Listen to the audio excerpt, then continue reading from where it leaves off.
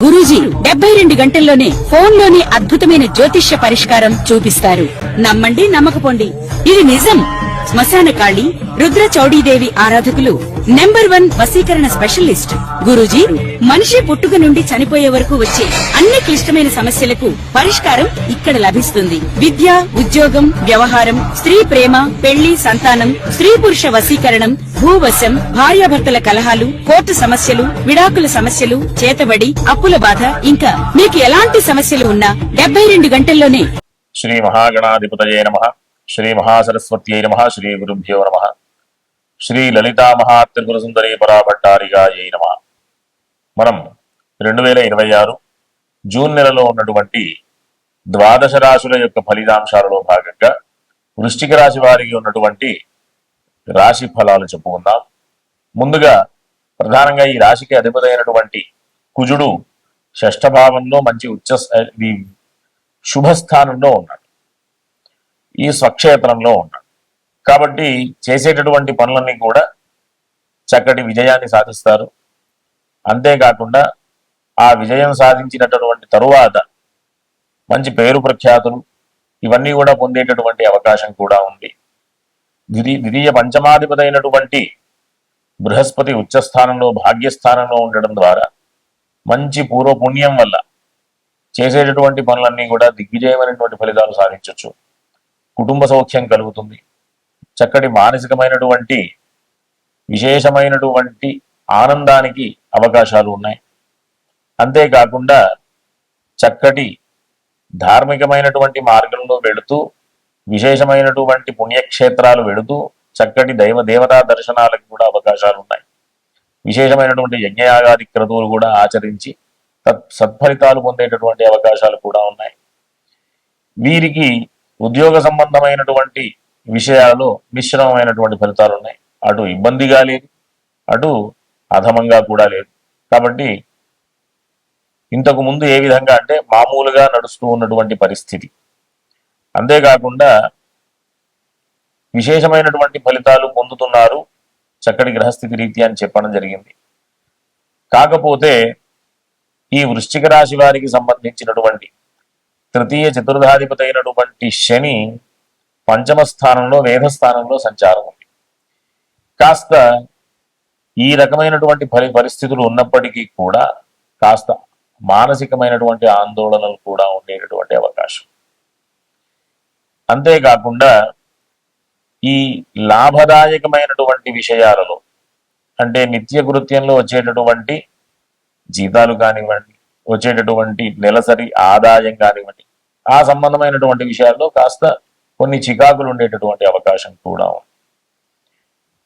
ఉన్నటువంటి పరిస్థితులలో అంటే సమయానికి నిద్ర, ఆహారం, వాటి సమయానికి సంబంధించినటువంటి ఇబ్బందులు కూడా పొందేటటువంటి పరిస్థితి. కాబట్టి ఈ చికాకులన్నీ కూడా పోవాలి అంటే ఈ వృశ్చిక రాశి వారు ఖచ్చితంగా ప్రతి శనివారం ఆంజనేయ స్వామి దర్శనం చేసుకోవడం, ప్రతిరోజు హనుమాన్ చాలీసా పారాయణ చేసుకోవడం, ఇట్లాంటి ప్రయత్నాలు చేస్తే కనుక సత్ఫలితాలు, మంచి ఫలితాలు పొందేటటువంటి అవకాశం ఉంటుంది.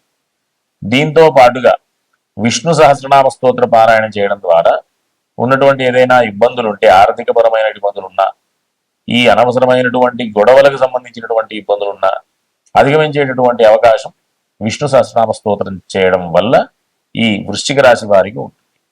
కాబట్టి హనుమాన్ చాలీసా తరువాత విష్ణు సహస్రనామ స్తోత్రం ఈ రెండు కూడా ఈ మాసమంతా కూడా పారాయణ చేసుకోవడం ద్వారా ఉన్నటువంటి మంచి అవకాశాలని సద్వినియోగం చేసుకునేటటువంటి పరిస్థితి ఉంటుంది. కాబట్టి అందరూ కూడా చక్కగా ధార్మిక మార్గంలో నడుస్తూ ఉండాలని ఆశీర్వదిస్తూ శ్రీమాత్రే నమః. మామూలుగా ప్రతి ఒక్కరి జీవితంలో ప్రధానంగా ఆడవారి యొక్క పాత్ర ప్రధానమైనటువంటి పాత్ర వహిస్తుంది. ప్రతి కుటుంబంలో కానివ్వండి, ప్రతి ఒక్కరి జీవితంలో కానివ్వండి, ఈ ఆడవారు ప్రధానమైనటువంటి తీసుకోవలసినటువంటి జాగ్రత్తలు, చేయవలసినటువంటి ఆరాధనలు ఇవి తెలుసుకోవడం ద్వారా మనం సరైనటువంటి మార్గంలో వెళుతూ మంచి ఫలితాలు పొందేటటువంటి అవకాశం ఉంటుంది. కాబట్టి మనం సహజంగా సహజ రాశి చక్రంలో కుటుంబ స్థానానికి, కళత్ర స్థానానికి అంటే వివాహ స్థానానికి సంబంధించినటువంటి ప్రధానమైనటువంటి విషయం ఏంటి అంటే, ప్రతి ఒక్కరికి కూడా వివాహం దగ్గరకు వచ్చేసరికి ఒక కుటుంబంలోంచి ఇంకో కుటుంబంలోకి వెళ్ళేటటువంటి పరిస్థితి ఆడవారు. కాబట్టి బాధ్యత ఎక్కువ అవుతుంది.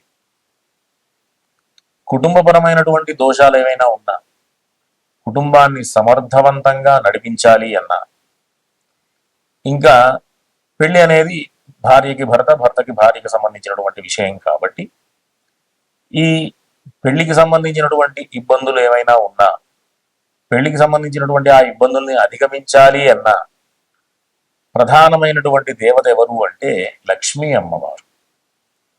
ఈ కుటుంబ స్థానానికి అంటే వృషభ రాశికి, కళత్ర స్థానానికి తులారాశికి అధిపతి శుక్రుడు కాబట్టి శుక్రుడికి అధిష్టాన దేవత లక్ష్మీ అమ్మవారు కాబట్టి లక్ష్మీ అమ్మవారి యొక్క అనుగ్రహం వధువుకి ఖచ్చితంగా ఉండాలి. కాబట్టే ప్రతి వివాహంలో పెళ్లి పత్రికల్లో వధువు పేరు చెప్పే ముందు చిరంజీవి లక్ష్మీ సౌభాగ్యవతి అంటుంటారు. అందుకోసమే లక్ష్మీ అమ్మవారి యొక్క అనుగ్రహం ఉంటూ కుటుంబపరమైనటువంటి దోషాలన్నీ కూడా పోవడానికి, కళత్రపరమైనటువంటి వివాహపరమైనటువంటి దోషాలన్నీ కూడా పోవడానికి ఆ లక్ష్మీ అమ్మవారి యొక్క ఆశీర్వచనం ఉండడానికి మనం ఆ రకంగా మన పెద్దవాళ్ళు ఈ వధువుకి పేరుకు ముందు చిరంజీవి లక్ష్మీ సౌభాగ్యవతి అని పేరు చెప్తూ సంబోధిస్తారు.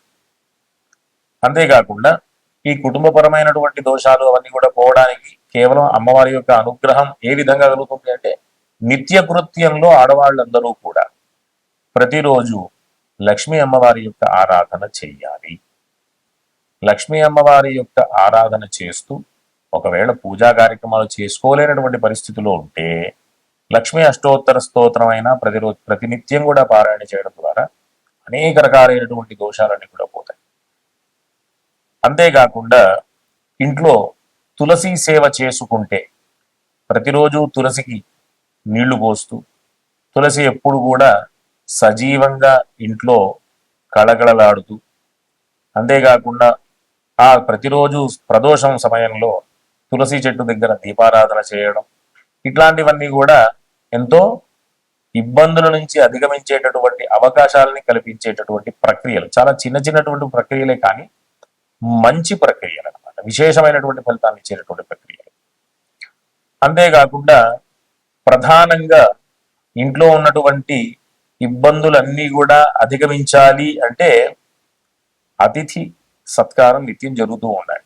ఎవరైనా అతిథులు వచ్చినప్పుడు లేదు కాదు అనకుండా సేవాభావంతో వారిని చూసుకుంటూ వచ్చినటువంటి వారికి పానీయాలు, ఆహారాలు ఇస్తూ ఆ విధంగా సేవ చేసుకుంటూ ఉండడం ద్వారా కూడా అతిథి రూపంలో ఉన్నటువంటి ఆ పరమేశ్వరుడి యొక్క ప్రసాదం కూడా మనకు ఉండేటటువంటి అవకాశం ఉంటుంది. కాబట్టి ప్రతి ఒక్కరూ కూడా సామరస్యంగా ఉంటూ చక్కటి ఫలితాలు పొందాలి అంటే లక్ష్మీ అమ్మవారి యొక్క ఆరాధన, తులసి సేవ, అతిథి సేవ, ఈ మూడు చక్కగా ప్రతి ఇంట్లో కూడా జరిగేటటువంటి ప్రయత్నం చేయాలి. ఈ రకంగా కేవలం లక్ష్మి అంటే ధనమే కాదు, లక్ష్మి అంటే జ్ఞానం అని అర్థం. కాబట్టి ఆ లక్ష్మీ అమ్మవారి యొక్క ఆశీర్వచనం వల్ల ప్రతి ఒక్కరూ కూడా విశేషమైనటువంటి ఫలితాలు పొందుతూ అన్ని రకాలైనటువంటి ఇబ్బందుల నుంచి అధిగమిస్తూ ఈ కుటుంబ స్థానం, కళత్ర స్థానం అని చెప్పాను కదా, అవి రెండు మారక స్థానాలు కూడా. అంటే అపమృత్యు దోషాలన్నీ కూడా పోతూ చక్కగా ఆయుర్దాయం పెంచుకుంటూ ప్రతినిత్యం కూడా సేవాభావంతో అతిథి సేవ చేసుకుంటూ, తులసి సేవ చేసుకుంటూ, లక్ష్మీ అమ్మవారి యొక్క ఆరాధన చేస్తూ ప్రతినిత్యం కూడా దేవతా ఆరాధన మార్గంలో ఉంటూ అందరూ కూడా సత్ఫలితాలు పొందాలని